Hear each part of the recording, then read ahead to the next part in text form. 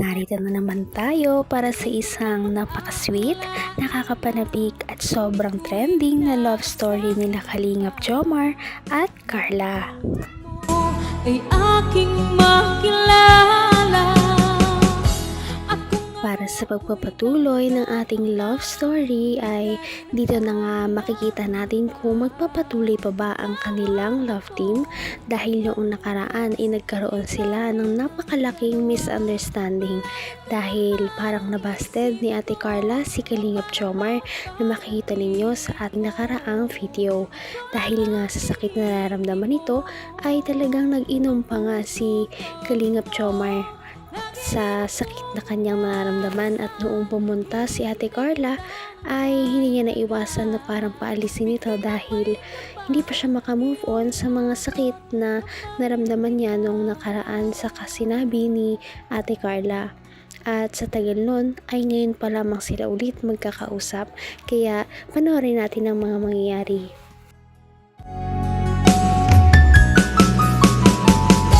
Ang nais ko lang. So ano, Carla?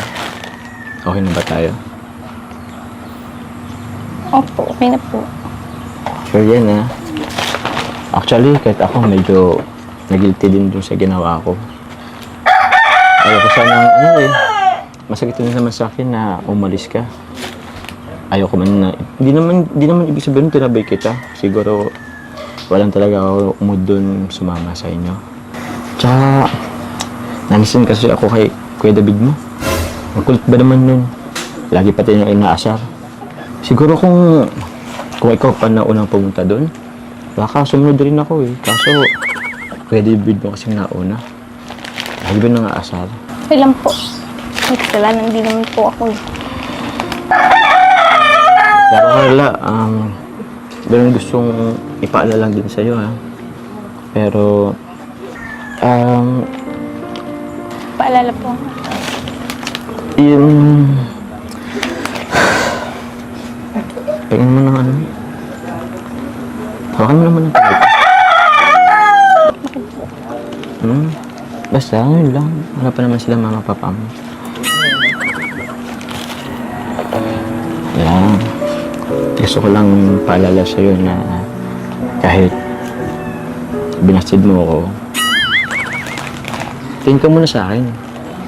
Kung ano ako'y tanggap mo na, hindi ka rin Nakakatuwa naman si Kalingap Jomar dahil bilang lalaki ay siya talaga ang parang nag-handle sa pag-uusap nilang dalawa at dito siya talaga ang humihingi ng sorry sa kanyang mga nagawa at kahit na binasted siya ni Ate Carla ay hindi pa rin talaga siya susuko kahit na anong mangyari. Masakit din naman sa akin na umalis ka. Ayoko man na, di naman ibig sabihin tinabay kita. Siguro, walang talaga ako mood dun sumama sa inyo. Tsaka, nanisin kasi ako kay Kuya David mo. Ang kulit ba naman nun? Lagi pati yung inaasar. Siguro kung ikaw pa na unang pumunta dun, baka sumunod rin ako eh. Kaso, Kuya David mo kasing nauna. Lagi ba nang aasar? Okay lang po. May kasalanan din naman po ako eh. Pero Carla, meron gustong ipaalala lang din sa'yo, ha? Pero, Paalala po. yung... Tingnan mo ng ano. Hawakan mo naman ng tayo. Basta, yun lang. Wala pa naman sila mama papa mo. Yan. Gusto ko lang paalala sa'yo na kahit binastid mo ako, tingin ka muna sa akin. Na kahit binastid mo ako, patuloy pa rin ako manliligaw sa'yo. Bakit? Tingin ka sa akin. naman ang bawat panaginip ko. Ikaw lang ang At makikita nga natin na ang pangsusuyo ni Kalingap Jomar ay talagang tumarab kay Ate Carla dahil hindi na niya naiwasan na mapangiti. At syempre, nakikita din natin na parang magkakabati na nga silang dalawa dahil gumagaan na ang tensyon sa pagitan nila. Tumingin ka sa akin. Bakit? Makulang po akong tubig po. Okay lang, din naman ako na uhaw eh. Bro, ano yun? Basid ba ako ulit? Di kukuha lang yun ng tubig, huwag ka mawala ng pag-asa. Kakasuyo ko pa lang eh. Parang ano nga eh, parang iba yung ano, parang kinilig siya. Kinilig ba? Nakita mo? Kumaligid kasi sa akin bro, hindi ko ito nakita. So Kasi- nakita mo? Baka nahiya yun. So ano? May pag-asa naman sila. Ay, thank you. Salamat. Ikaw, tubig mo? Oh, upo ka. Salamat sa tubig ah. Narinig mo ba yung sinabi ko kanina? Okay. Anong masasabi mo? Okay lang ba? Buti naman. Actually, wrong timing din talaga ako that time eh. Kasi alam ko naman na yun, naumpisa pa lang yung pag-aaral nyo. Siyempre, hindi pa ano yung schedule sa'yo. Tapos, yun nga, namatayin ka rin ng mahal sa buhay. Yun nga si lolo mo. Kaya, ewan ko ba, ba't ko yun sinabi agad? Siguro nadala lang siguro ako ng pressure. Mga sabi ng ibang tao. Kaya, Hanggang wakas ay tayo ng dalawa. Palagi kang naman ang isip. Iba talaga ang nagagawa ng pressure sa ibang tao.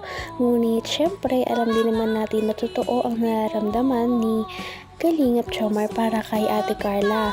At sana nga sa tamang pagkakataon at panahon ay maging sila na talaga. At ito na nga ang mga susunod na pangyayari sa pag-uusap nila. Bagay na ah? Akin na? Ba't mo sinanggal? Ang pangit ng buhok ko. Akin baka magbag pang isip mo. Nag-boy kami po. Ah? Sorry na bro, ang pangit. Akin na, flat yung hair. Akin na muna. Ang ira, baka matulog ka tuloy sa akin yan. Ikaw kasi kasalanan mo din naman ito eh. Bakit po ako? Tapos binasid mo ako. Alam ba, nung binasid mo ako, grabe.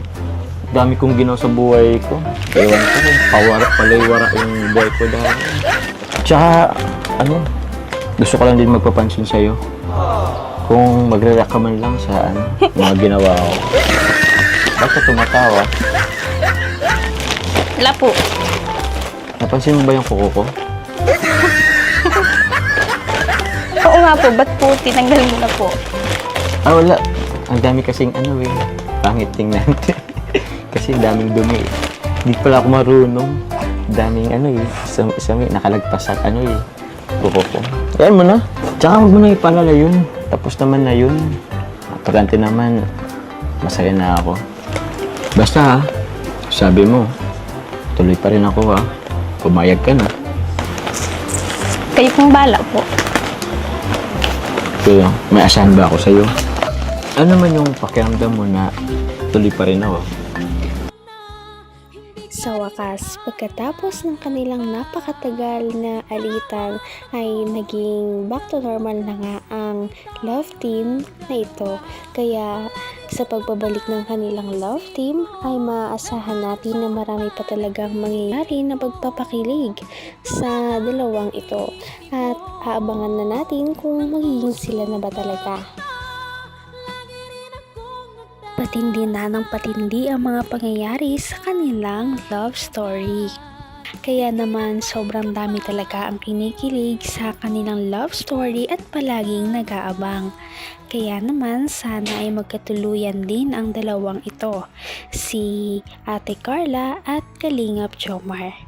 Sana din ay patuloy natin silang subaybayan at suportahan para magpatuloy pa ang kanilang love team. Paniguradong hindi lamang ito ang ating aabangan dahil marami pang mga susunod na kilig moments na mangyayari sa kanilang dalawa. Yun lamang at maraming salamat sa pananood. Bye!